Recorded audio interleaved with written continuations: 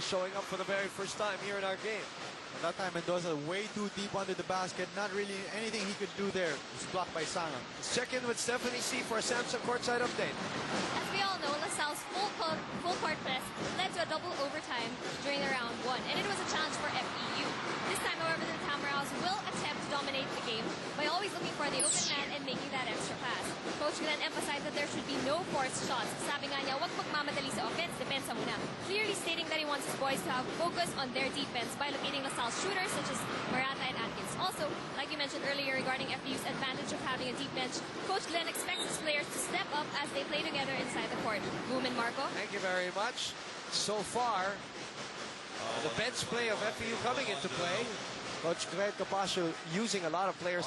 Hard foul given by Pipo Nondu on the driving Luigi De La Paz. First, a cool and clean steal. Number 1 ready to drink. Made from 100% natural green tea leaves. On the other end, De La Paz driving. Actually, he just slammed into Pipo Nondu and could not get up right away after. I think got the wind knocked out of him. And you know, yung ganun po, ang sakit na hindi ka makakahap. Especially getting hit by a Pipo Nondu. Yep.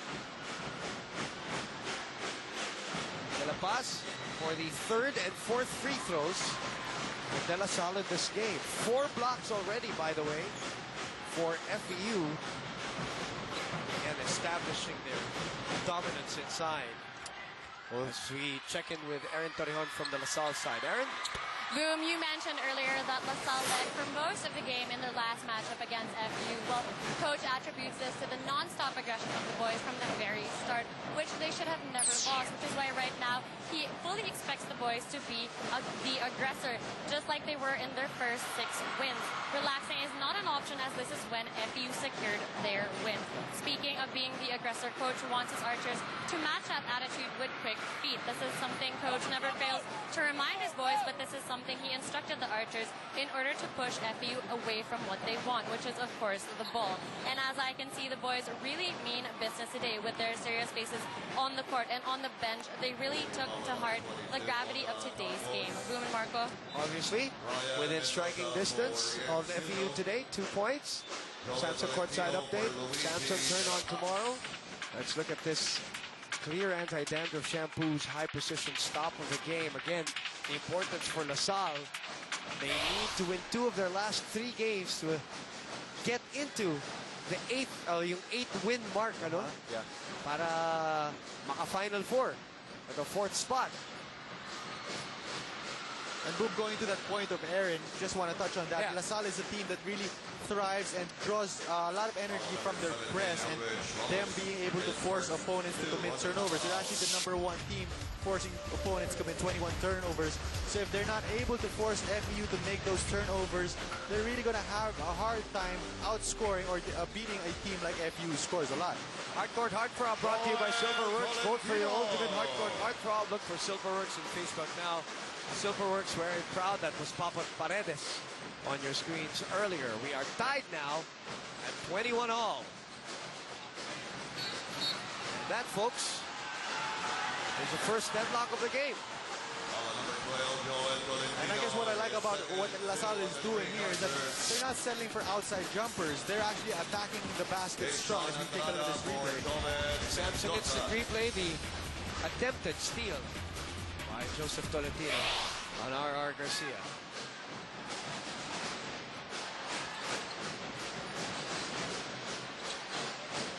Garcia to Ramos. He loves that one. That was in rhythm. He overshoots that one. Tolentino off to Tampos. Tampos with a high leap. Awesome shot there by Tampos, taking it strong to the FEU defense. He's got hops. That kid has shown that he's got hops, and the lead goes to LaSalle as we go into this timeout brought to you by Samsung. Turn on tomorrow. At the Coliseum, and it's an offensive foul called on R.R. Garcia. That is the 8th turnover for FEU. This was the Tampos shot earlier. A yakisobrang move brought to you by Nissin Yakisoba. Nissin Yakisobrang sarap. You know, Marco, last time FEU scored was at 2:25 of the first quarter. Those were the 2 points by Garcia on the fast break layup. That was the last field goal that was made. As we look at a KFC Snack Box hardcore fan of the game, vote for your school, win 3 days of free KFC. And so far, boom, it's just been Garcia and Ramos who have been doing the scoring for FEU. They're 6 for 7, while the rest of the team is 0 for 5. So the main men of FEU picking up the cudgels. That's a great strip attempt, pero nahuli. Na tumama sa kamay. Tapos, ball for the foul. Samsung instant replay here. Cervantes loves to go to the spin. Will go out as Simon Atkins moves back in. Also Luigi De La Paz goes back into the ball game. 6:59 mark. First lead change, by the way. 23-21. LaSalle in the lead. And boom, going back to that, Coach Dito Pomaran has given different looks for RR Garcia. So far he sent 3 defenders on him. Started out with Atkins, then Joel Tolentino, and then Odatampo's now back to Atkins. So giving him different looks, trying to make him guess what the defense is going to give him. Cervantes 2 for 2 on that trip. We're tied at 23 all. Second deadlock.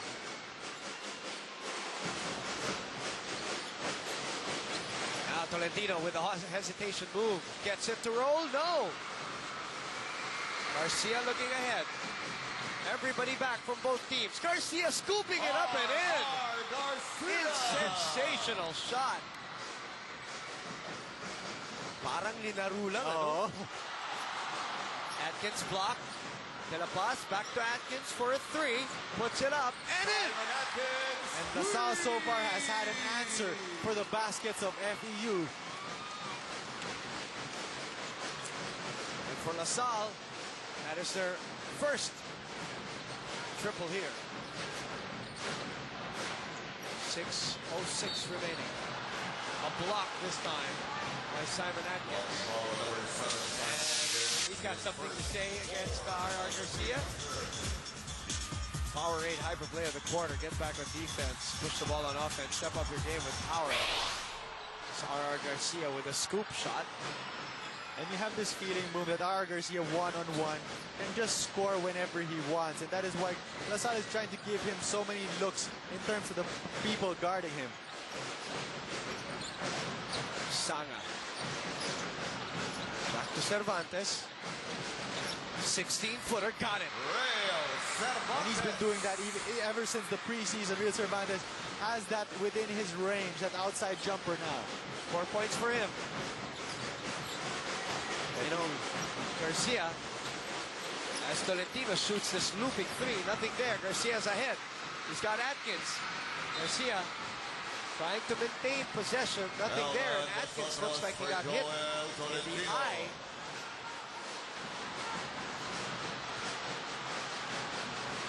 I think there's blood coming. Oh, wow. Yep. Looks like a cut. Coach Dito saw it. It looked to me unintentional, but the replay might show otherwise. I'd want to see the replay. As Garcia was trying to maintain control of the ball kasi medyo yung pasa. It was a strong pass on the part of Mendoza. But let's see if we can get that. Well, look at it again. Here we go. Here's that pass that he tried to maintain. Parang nagkatamaan. Nagkatamaan ng ulo. Yeah. So very much unintentional. Marata, nothing there. Sanga with a rebound. So now it's Vosotros on RR Garcia. Atkins had the raw end of the headbutt. Cervantes again, not that time. De La Paz, 4 on 3 on the other side. Marata gets the double team. Under 5 minutes to play. De La Paz for 3. Gets it to go. That is one of the reasons why Coach Dito has Marata and De La Paz in this game, so that from every angle he has a 3-point shooter who can hit it. Ramos unable to answer. Andrada secures the retrieval. 29-27 for LaSalle. De La Paz Sets up Barata for three. Rims out. Vosotros for the offensive rebound and a recycled offense. Ferdinand. And you hear the collective sigh in the background from the LaSalle fans when they see him attempt the shot. First, shot brought to you by Mentos Rainbow because it's better to know what's coming next. Well, Ferdinand not really known to be a good post offensive player that time.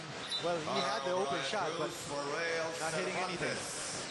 But you know, again, Mark Molina would say, especially last Thursday, he would say that part of your strength as a player is to know your limitations. And I think part of the reason why LaSalle has been so successful is that the big men have known their roles all along. Mendoza, quick release. And Nutel boxing out Vosotros. It is a 2-point lead. And we get an update from Erin Torreon. I think Simon Atkins is going to go to the locker room. Erin? Yes, Boom, you're right. Simon is going to the locker room right now because with all that blood you see, the cut is actually very, very deep and actually quite long that he might even need stitches. He is capable of going back to the game, but with an eye like that, I don't think we might see him for the rest of the game. I'll update you more on what is going to happen to him. All right, thank you very much, Erin Torreon. See him walking out into the dugout. We wish him well, of course. He's not a stranger to on-court collisions or falls, injuries for that matter. To see Simon Atkins, who was so excited about this year because of the fact that he was coming in 100%. No knee injury, no ankle injury, and until now has been playing very, very well. So hopefully that's something that can be taken care of right away. Well, throughout his career, I think Simon Atkins, we can describe him as really a warrior because he's gone through so many injuries, and it's going to be a big development for LaSalle because Atkins averages 8.5 points per game. So he's actually their top scorer this season. Oh, Mendoza looking away, didn't have the ball yet. That hurts. It's got to hurt. That's going to be a turnover for LaSalle. So far, LaSalle doing a good job forcing FEU to already 10 turnovers. FEU as a team averages only 13 turnovers. They're actually #1. So good job on the defensive end by LaSalle. 7 turnovers for LaSalle in the meantime. Ramos attacking. Go back to Romeo from up top. Romeo, 10 to shoot. Romeo drops it. But Cruz wasn't ready. Haynes cool, cheer Haynes, America's leading underwear brand. It's still 29-27, 3:07 remaining. Vosotros gets the step and the foul from Jens Nutel. Jens Nutel forced to foul Vosotros because he got him beat on the drive. 2 free throws for Elman Vosotros. LaSalle is shooting 25% here in the quarter. FEU at 60. They're behind by 2. R.R. Garcia leading all scorers with 13 points. The only player in double figures today. The only player this season to score in double figures in all of his games so far. So far. And he leads the league as our scoring sensation with 17.4 points a game. You can see Coach Dino shuffling his men very well, trying to keep fresh legs always on that court because he needs fresh legs to implement that press. Under 3. Kawaling 4-3. Got it. Big shot for J.R. Kawaling. Timeout brought to you by Samsung. Turn on tomorrow. We'll be back. Watching the 73rd season of the UAB on Studio 23, ABS-CBN Sports. The replays on Balls Channel 34 and available in high definition Balls HD 167.